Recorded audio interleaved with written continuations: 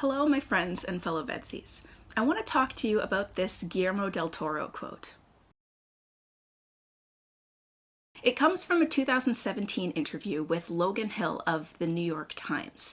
2017 is the year The Shape of Water comes out. It's a good year for Guillermo del Toro. And he spends some time at the beginning of the interview talking about why the release of this film and his feelings about it are different than the releases of his previous films. He says that he's happier. He says it has something to do with age, that he's happier at 53 than he was at 23. And then he says this. I think the years that the sublime confusion is from 19 to 29. You think you're late for everything, you're a has-been, nothing is happening, there's no opportunity for you, the world is closed, everything's a disaster, you want to die, and then you're 30.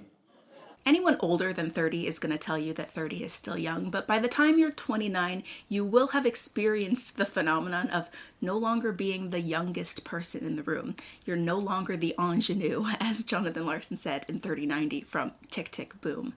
You know, the kids are using slang that you don't understand, and the pop stars are all younger than you, and someone somewhere is nostalgic for your high school experience.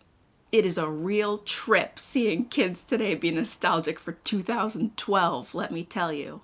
There can be this immense pressure to have things figured out by 30. And why 30? Well, human beings love a round number, and if you are optimistically thinking that you're going to live to see 90, then 30 marks the transition from your first act into your second act.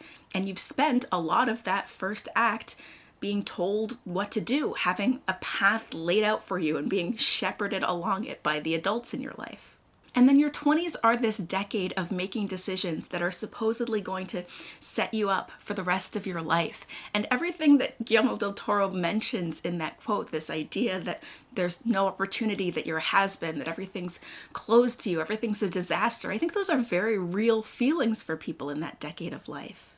Maybe not for everyone, and even if you do experience it, probably not all the time, but especially if you look around and you see your friends and classmates in a different stage of life than you, making huge career strides or starting a family or going on those amazing trips, you will start to doubt yourself and your decisions. It is easy to feel like you're missing out, especially if you're not confident in your choices. And the thing about making good choices is that sometimes you don't see the results of them for years. So what causes the sublime confusion? Well, I think some of it is ambition. Some of it is imagining greatness and then being met with life's difficulties. Some of it is the byproduct of experimentation, trying new things and making mistakes and worrying that you're wasting time or going down the wrong path. Some of it is fear that you're wasting time because doors that were once open to you are starting to close. And then what happens when you turn 30? Well, Tessa, in your New Opportunities video, you said that you thought leaving your job at the airport on the 3-year anniversary of when you interviewed for that job, no less, was gonna be a thing. And then it just wasn't. Not every milestone feels like a milestone in the moment. There is nothing special about turning 30 except that you turn 30 and you realize the doors haven't all slammed shut and you're not late for everything, and you may in fact know yourself better than you think you do. Because all of that ambition and experimenting and time wasting, that was you building the foundations of your life.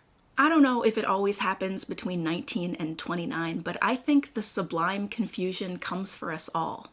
We all go through periods of life when we don't know why we're here or what we're supposed to be doing. And then you find something, or choose something, or make something. Maybe a movie, maybe a video. My friends and fellow VEDSies, I will see all of you tomorrow. Of course, I'm several days behind at this point, so who knows if you'll see me, but I will see you.